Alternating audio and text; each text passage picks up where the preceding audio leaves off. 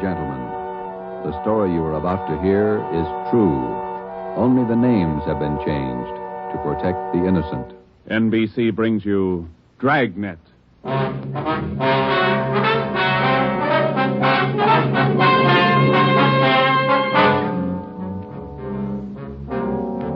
You're a detective sergeant. You've been off duty 2 hours. You receive an emergency call from the chief of detectives. An entire block in the heart of your city is threatened with complete destruction.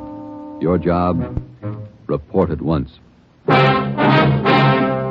Dragnet, the documented drama of an actual crime, investigated and solved by the men who unrelentingly stand watch on the security of your home, your family, and your life.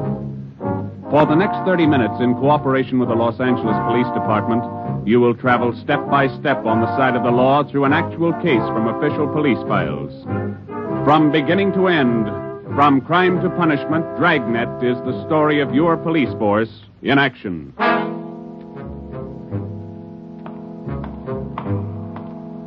It was Tuesday, November 15th. It was raining in Los Angeles. We were off duty reporting in on an emergency call. My partner's Ben Romero. The boss is Ed Backstrand, chief of detectives. My name's Friday. It was 8:32 a.m. when I walked in the Spring Street entrance of the City Hall. You Sergeant Friday? Yeah, that's right.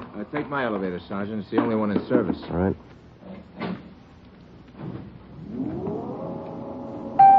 I'll run you up to 16. The chief's waiting for you up there. What's the pitch? Only one elevator in service out of 10? The place looks deserted. What's going on? Nobody in the building. All the office people been sent home. Lots of trouble. Somebody declare a holiday? No joke, Sergeant. Big trouble. All right, you convinced me. What is it? Here we are. 16th floor. Over here, Fred. Hi, Joe. Hello, Ben. You made good time. Came as soon as I got the call. Sorry to have to bring you back in. You worked last night, didn't you? Yeah, midnight to 8 this morning. Sorry. Come on. Okay. What is it, Skipper? Why all the hush? Wait till we get inside. In here. Okay. Number one, let's keep our voices down. All right. I'll make it as brief as I can. Every minute counts. What time you got, Friday? 8:33. All right, here it is. 55 minutes ago, a man walked into this building with a homemade bomb under his arm. If we don't release his brother from the county jail by 9 o'clock this morning, he says he'll pull the trigger on the bomb and blow up the whole building. He's kidding, Skipper. Who is the guy? Name's Vernon Carney. Here's his package. He and his brother have been in and out of jail since 1937. Small-time thieves. Yeah. Where's the FBI kickback? We had him once before, both of them. Brother's name is Elwood, serving a year for car stripping. And this two-bit thief is sitting here in the city hall with a bomb on his lap? That's right. In the next room. What kind of a bomb is it, Ed? You think he's bluffing? Could be bluffing, but the crime lab says no. Lee Jones from the lab get a look at it? Been in there twice. One end of the box is glass. Says you can't see much without a closer look, but you can't get near the guy. What do you want us to do? It's a volunteer job. You can take it or leave it. I won't order you to do it. How you want to handle it? You sure you want a piece of this one, Romero? No, he doesn't, Ed. He's got a family. Get me another single man. We'll give it a try. Wait a minute, Joe. What makes this job so different? Anytime we kick a door in, we never know what's on the other side. That's what makes it different. This time we do. No, you're not going to cut me out. Not the only time I know what I'm getting into. All right. Chandler's tried. Hannon, Davis, Watson, they've all tried. This guy Carney knows what he's doing. He's no pushover. But somebody's got to get that bomb away from him. Friday, Romero, it's your baby now. I looked at my watch.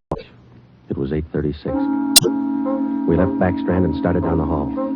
If Carney was going to make good his threat to blow up the building by 9 o'clock, we had exactly 24 minutes to talk him out of it. Ben and I figured we'd better look him over first and then work out some kind of a plan. Maybe just talking to him would do it. Vernon Carney was sitting in a straight-back chair against the far wall facing the door. He was seated between two windows that looked out over the city. Along the left wall was a row of 6 wooden chairs. In the center of the right wall was a connecting door leading to the office where Backstrand had briefed us. The door was locked on both sides. Just off-center and favoring the left of the room was a small filing table. The other furniture in the office was a desk just forward of the connecting door on the right. There was a dictaphone on the desk. In the near left corner, shielded by a white screen, was a small wash basin. The faucet leaked. Vernon Carney was middle-aged. He sat erect, holding a black box on his lap. He held his right hand inside one end of the box. Ben and I stood there for a minute and looked at him. Then we walked in the room. What do you say to a man with a bomb? That's close enough. Cigarette, Carney? I'm not smoking right now. What are you trying to prove? You know what I want? We're not going to let your brother out of jail. You got until 9 o'clock to change your mind. According to that clock on the wall, you got 24 minutes. If we go, you're going with us, Carney. Don't take much of a brain to figure that, copper. What made you think you could get away with this? Haven't yet. It ain't 9 o'clock. Unless that clock's slow. Haven't checked it against my pocket watch lately. That's the one that's running this show. Have you given any thought to all the innocent people that are going to go up with that thing of yours there? My brother's innocent. I want him out of jail. The court says he's guilty. He'll get out when he serves his time. That's where you're wrong, copper. He gets out at 9 o'clock this morning. All right, come on, Carney. Get your hand out of that box. Put the box on the table. You think I'm bluffing, don't you? I'm going to let you get within 5 feet before I make a liar out of you. Okay, Carney. I guess you mean business. You can take 3 more steps and find out for sure. Suppose we did let your brother out. We'd just come out and pick him up again, you along with him? If you could find us. Let's get this straight. If we let your brother Elwood out, how do we know you're going to keep your promise? What promise? I ain't made any promises. You just get Elwood down here first, and then we'll talk about it. There's only one thing I can't figure, Carney. Yeah, what's that? If we don't let your brother out, you say you'll pull the trigger on that bomb. You're going to kill a lot of innocent people. What are you going to prove by that? It's 8:37.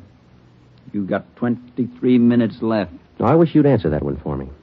Why do you want to kill a lot of innocent people? Don't try to con me, copper. I know they cleared everybody out of this building 45 minutes ago. I know they cleaned out the whole block. They got it roped off. Where'd you get your information? I got a couple of windows here to look out of. Don't you think it's about time to send somebody over to get Elwood? You know, Carney, we got a way out of this. We don't have to let your brother out neither. I've heard that before. What's to stop us from leaving the building along with the other few officers and let you sit here and touch off that bomb? Go ahead.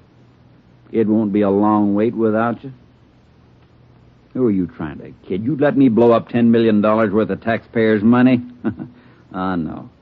You're going to let Elwood out. You'll wait till the last minute to do it. But you'll let him out.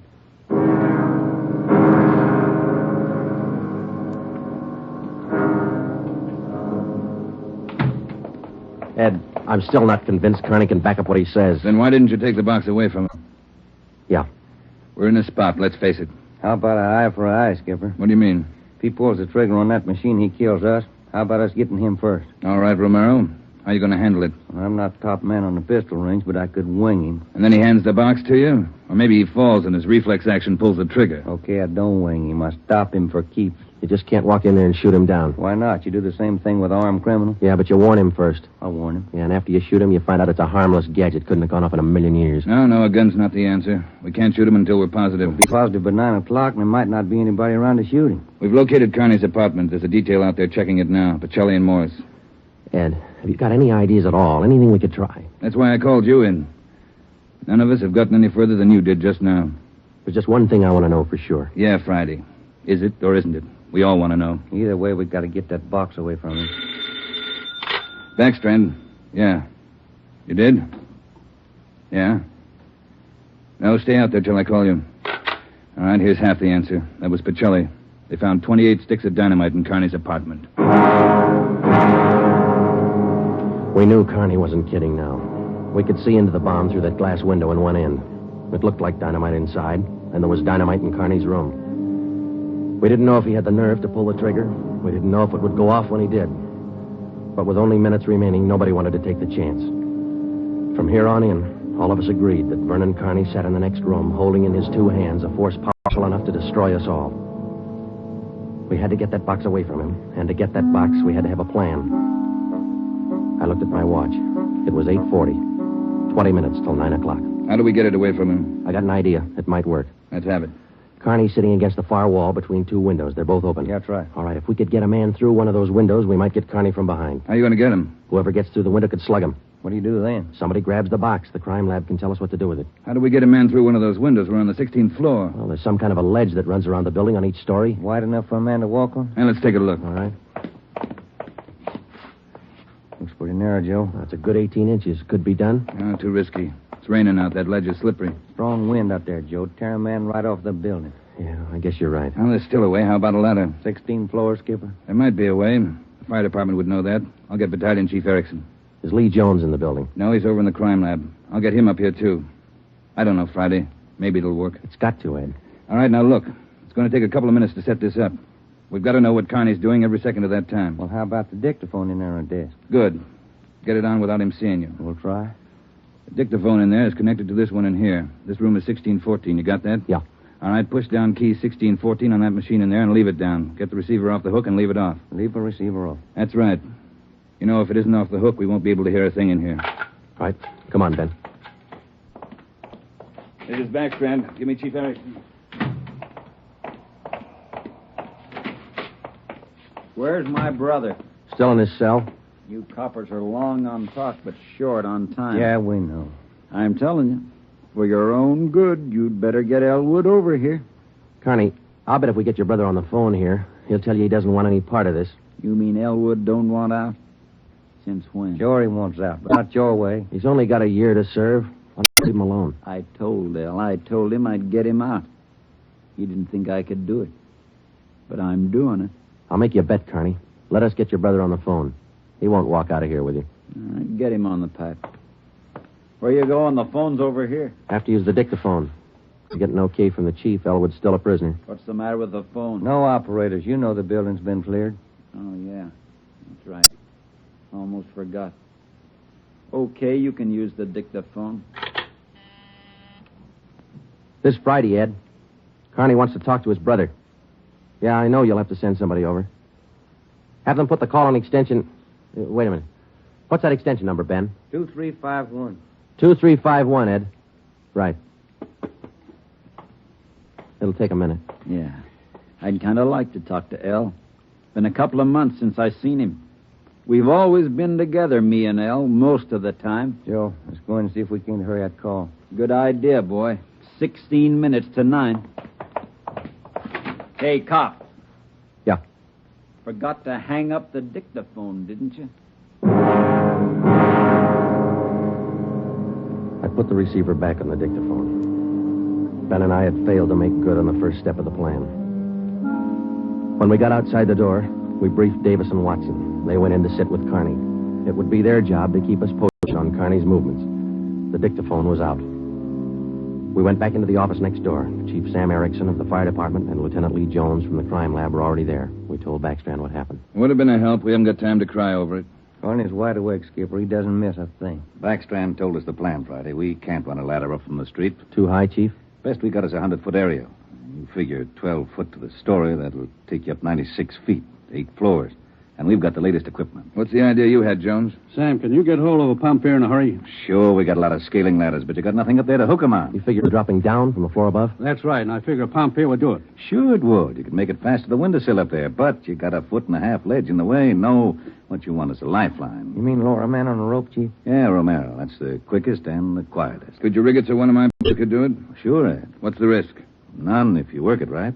We'll strap on a life belt, give the man heavy leather gloves. 2 of my men will lower him down. Pick your lightest man. What do you think, Lee? That's it. What do we do with the bomb when we get it? I figure that box Connie's holding is about a foot square. Here's what I'll do. I'll get you a bucket with a 1.5 foot mouth. It'll be full of water. Yeah? I'll have it right outside the door of that office. When you get that box, place it in the water. We'll get the bucket out of the building as fast as we can. And once we get the bomb underwater, we're in the clear. And I can't promise you that, but it's the safest way to handle it under the circumstances. All right, that's the procedure. Sam, you take care of your end. Right away. I'll get a detail to give me a hand down on the street. We'll have a car ready to take the bomb to a safe area to decommission it. Work as fast as you can. Come on, Sam. It's our baby, Joe. That's right. Which part of it you want, the rope or the bomb? You call it. Fire Chief Erickson says the lightest man on the rope. That's me, Joe. All right, I'll get the bomb out of the building. Okay, that's the routine. But carry this with you. The man that comes down on that rope has one chance to make good. You slug him and make it count because there's no second try. Yeah. And, Joe, when you grab that box, you got to get it away from Carney before he can squeeze the trigger. Then you got to get it down into the street. The elevator. You know how to operate it? It's pretty simple, but I'll double-check with the operator. Better do it right now. Okay. Ed, we better get Carney's brother on the phone for him. He seemed anxious. Might be a pretty good stall. All right, Romero, that's the outside phone. Get the city jail. Right, Skipper. Get going, Friday. Okay.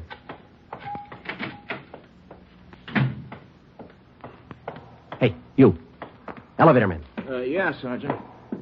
Let me see if I know how to work that thing. You taking over the elevator? Well, in a couple of minutes. You want to check me out? Nothing to it, Sergeant. All right. Now, here's the control, see? You push this lever right to go up, left to go down. You see this little trigger on the underside of the handle? Yeah. That's the safety lock. Be sure you squeeze it or you can't move the lever. Let me try that. That's it. Right to go up, left to go down. Right to go up, left to go down. How do you operate the doors? Automatic. They work off the control lever. When the control lever is locked in the up or down position, the doors will close. I get it. Now, in case they jam, this red emergency button up here? Yeah. Push it. If that doesn't close them, we call the repairman. Okay, I think I got it. You sure now? I've had my orders to get out of the building. I'll just leave the elevator right here and take the stairs down. All right. Thanks a lot. Sergeant, just curious. You going to take the bomb down in this car? We're going to try. You won't have any trouble. We haven't had an elevator failure in 18 months. The elevator man turned and went down the stairs. Outside of a handful of volunteers and a man with a bomb, the city hall was now cleared. I started down the corridor and met Ben outside the office. He told me that Lee Jones and Chief Erickson were on their way up in the pit elevator at the rear of the building with the necessary equipment. The 2 fire department volunteers were with them. The phone call had been put through to the city jail, and in a moment, Elwood Carney would be ready at the other end of the line. We went in to tell Carney. I told him over at the jail to put the call through on extension 2351. Yeah. When's it coming through? Right now? You got Elwood with you? No. Look, Carney, we told you we'd get him on the phone for you. The call will be through in a minute. Minute's a long time, cop. You only got 12 of them left. Elwood's going to talk you out of this. Oh, sure.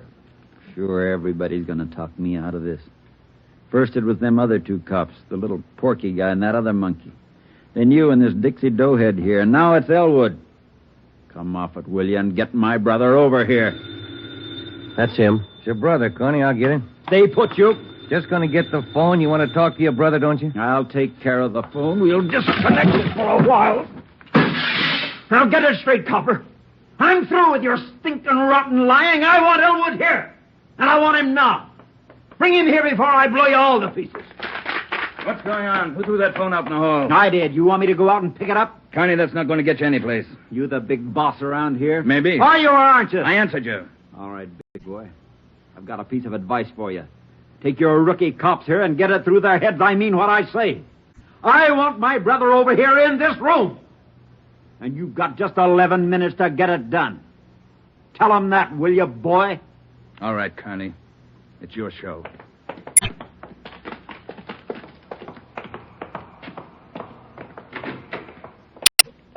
All right, we got to work fast now. Jones, everything set for you? Got the bucket with the water right here. Car's waiting down in the street. Right. Erickson, your boys ready? Upstairs, waiting. And we all know what to do. Ed, I got to have somebody to give me a hand with Carney when he falls. I'll be in there with you, Friday. Ready to go upstairs, Chief? Anytime. Oh, one thing you ought to know. What's that? Strong wind coming up. About 20 mile an hour out there right now. That going to louse us up? No, but it's going to increase the sway. Got to allow for it. How you mean? Wind's coming from the south. We'll lower you just to the right of the window. If I figure it correctly, the wind will do the rest. Bigger risk, but we don't control the weather. How you going to do it, Ben? As soon as I get in position, I'll reach in through the window on his right. I'll use the billy. Try to catch him on the right side of his head. One good hit should put him away. Let's make it 2 and be sure, huh? Right. You ready, Chief? Now, let's go. Ben. Yeah? Nothing. I'll be careful. You too, huh? What's the time, Friday? 8:50. Shouldn't take more than a couple of minutes for Romero to get down to that window, unless the wind gives him trouble. Jones, no use you sticking around. I'll give Friday a hand. That's my job. We've got to keep you alive to decommission the bomb. Bum joke. See you downstairs.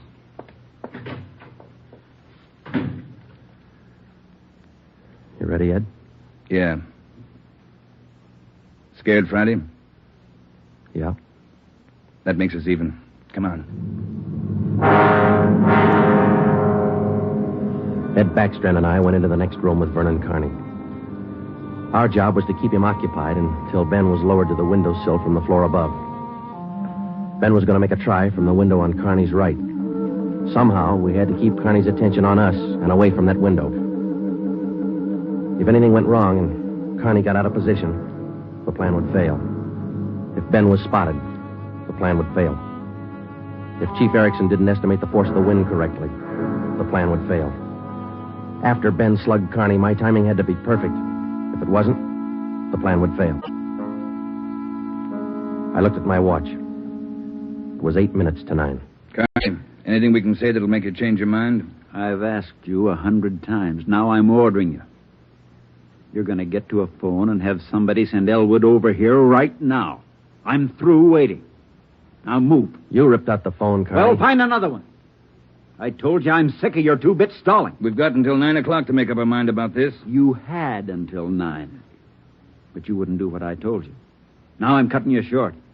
You guys have got exactly 1 minute to get a phone in this room where I can hear you call the jail and have them send Elwood over here. You said 9, Carney. All right, Joe. We'll give him what he wants. Davis, unlock the connecting door to this office. I'll get the phone, Ed. Will the cord reach? Yeah. Your brother's a prisoner. He's in our custody and he's under our protection. We can't place his life in jeopardy. Why not leave it up to Al? Here's the phone, Ed. Yeah. Kenworthy, this is Backstrand. We want Elwood Carney over here at City Hall. His brother wants to see him. Explain the situation. If he wants to come, get him over here. Leave it up to him. Room 1614. You'll have to use the freight elevator. And tell him to hurry. Yeah. Tell him to hurry. That's the only smart thing you've done today. Now, why don't you go next door and figure out another angle? We'll wait for L2. You don't think I'd let you get out now, do you? We're all going to wait right here for my brother. In case he don't show up, you're going to see me pull the plug. Just sit down. Not so close. Right where you are, sit down.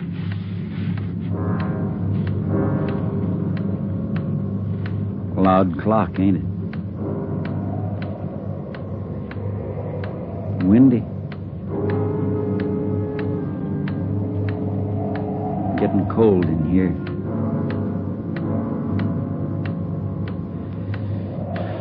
Sure a loud clock. Real windy. Maybe I ought to close the windows. Don't want to catch me a cold. I can turn on the heat. Stay put, cop. Hey, what's that? What's going on? Just the wind, Shut Carney. up! There's somebody out there. I can see his feet. You stupid cops. Pull him up! Get back there, you! Pull him up! Friday, tell him to pull him up. Right.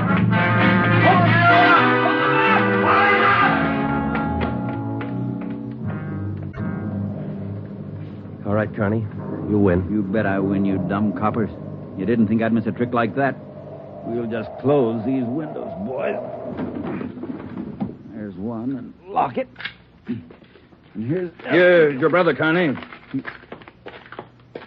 Yeah. Hi, Al.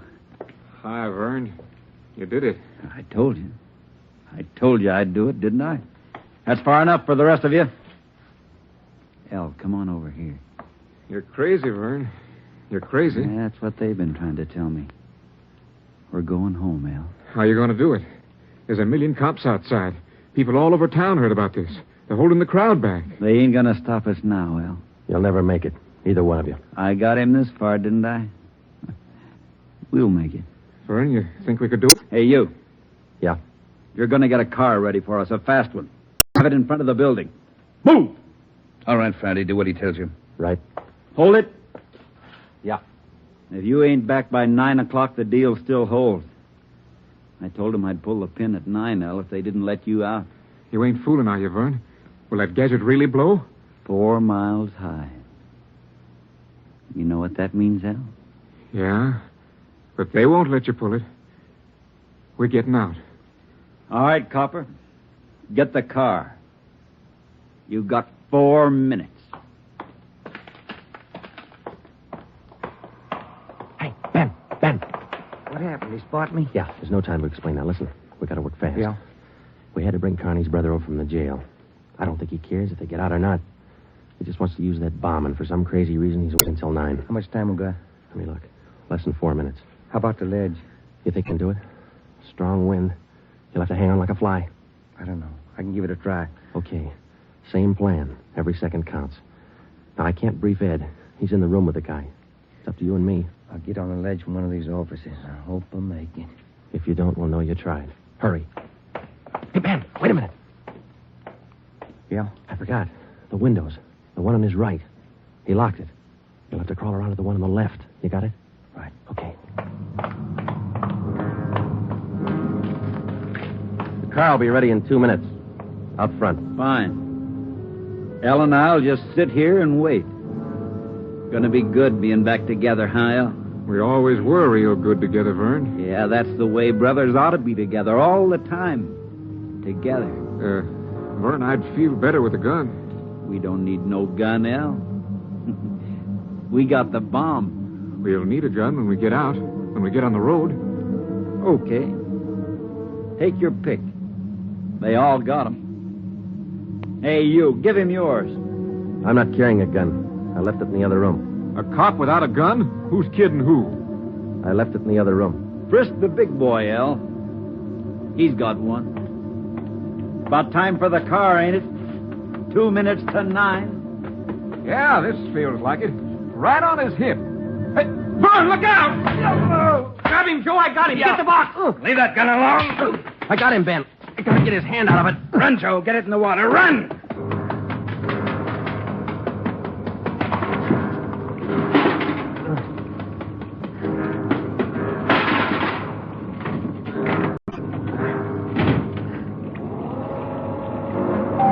In a fast elevator, 16 floors isn't very much, but I've never shared an elevator with a live bomb.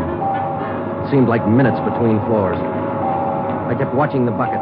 The bomb was completely underwater. A small stream of bubbles was hissing to the surface. I waited.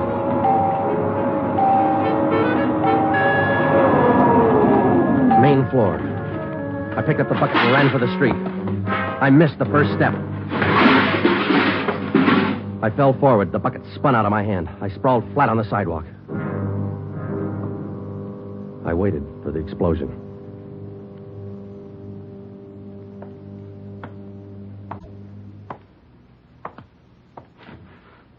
It didn't go off Friday. Yeah. I gave it a good chance, Lee. It was all there. Look, at least a dozen sticks of dynamite. Snyder, bring that over here.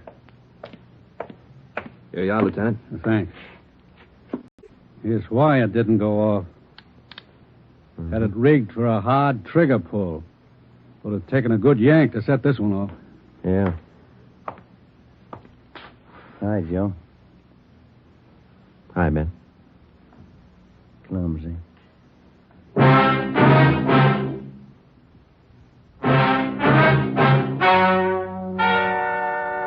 The story you have just heard is true. Only the names were changed to protect the innocent. Vernon Carney was examined by 5 different psychiatrists appointed by the Superior Court and was found to be incompetent. He is now confined in the state mental institution for the criminally insane. Elwood Carney is now serving the balance of his sentence with no time off for good behavior. You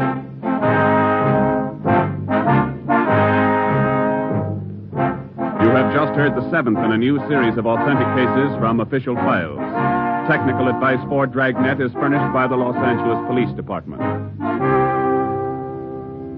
Tonight's program is dedicated to Town Marshal Lon T. Larson of the Mount Pleasant, Utah Force, who, on the night of October 15th, 1945, gave his life so that yours might be more secure.